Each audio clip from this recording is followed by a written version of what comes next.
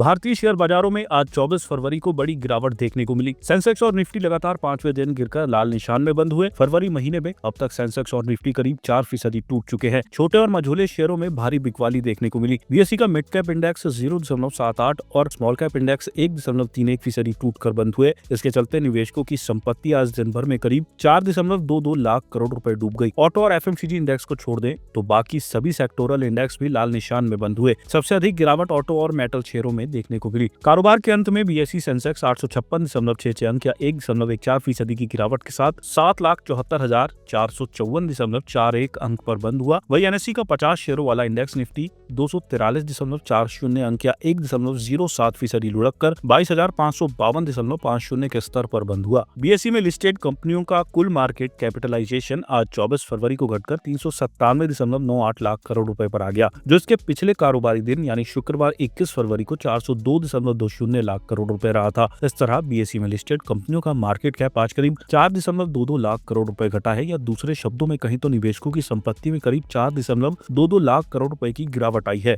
BSE Sensex के 30 में से 9 शेयर आज हरे निशान में यानी बढ़त के साथ बंद हुए। इसमें महिंद्रा एंड महिंद्रा के शेयरों में 1.58% की सबसे अधिक तेजी रही। इसके बाद Kotak Mahindra bank, Maruti Suzuki, Nestle India और आईटीसी के शेयर 0.64% लुढ़क कर 0.21% की बढ़त के साथ बंद हुए। वहीं सेंसेक्स के बाकी 21 शेयर आज गिरावट के साथ बंद हुए। इसमें भी एचसीएल टेक का शेयर 3.32% की गिरावट के साथ टॉप लूजर्स रहा। वहीं जोमेटो, टाटा कंसल्टेंसी सर्विसेज, इन्फोसिस और भारतीय एयरटेल के शेयरों में 2.29% से लेकर 3.32% तक की गिरावट देखी गई।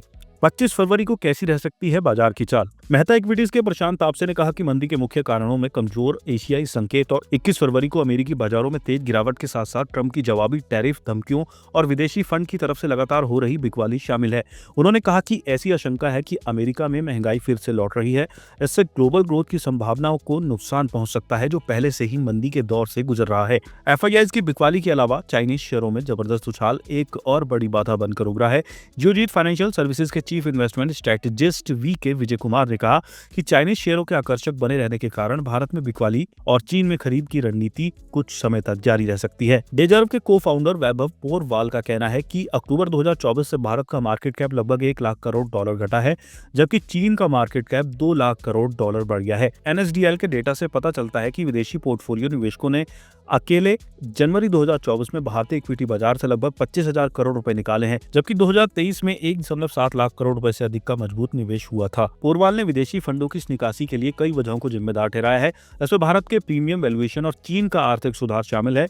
उन्होंने आगे कहा कि चीन ने अपनी अर्थव्यवस्था को मजबूत करने के लिए कई कदम उठाए हैं। इसमें दरों में कटौती, प्रॉपर्टी सेक्टरों को सपोर्ट और लिक्विडिटी इंजेक्शन जैसे उपाय शामिल हैं। इन कदमों से खासकर लंबे समय तक नीतिगत सख्ती के बाद निवेशकों का भरोसा बहाल करने में मदद मिली है। इसके अलावा भू राजनीतिक तनाव और रेगुलेटरी अनिश्चितताओं के कारण भी चीनी शेयरों में भी भारी गिरावट आई थी, लेकिन स्थितियां सुधरने के बाद अब विदेशी निवेशक चीन की तरफ रुख कर रहे हैं। नियर टर्म में वॉलेटिलिटी के बावजूद पोरवाल भारत की लॉन्ग टर्म संभावनाओं को लेकर बियरिश बने हुए हैं। उनका मानना है कि अगले 3 से 6 महीनों में भारत में एफआईआई निवेश वापस आ सकता है और लॉन्ग टर्म के नजरिए से अर्थव्यवस्था और मैक्रो फैक्टर अनुकूल है।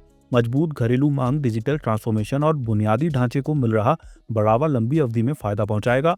इसके आगे कॉर्पोरेट आय में बढ़त होने और विकास में तेजी आने की संभावना है। एचडीएफसी सिक्योरिटीज के वरिष्ठ तकनीकी अनुसंधान विश्लेषक नागराज शेट्टी का कहना है कि निफ्टी का ओवरऑल ट्रेंड नेगेटिव बना हुआ है। शॉर्ट टर्म में निफ्टी में कमजोरी बनी रहने की उम्मीद है। इसके अलावा 22,400 पर अगला सपोर्ट है, वही ऊपर की तरफ 22,750 पर तत्काल रेजिस्टेंस है।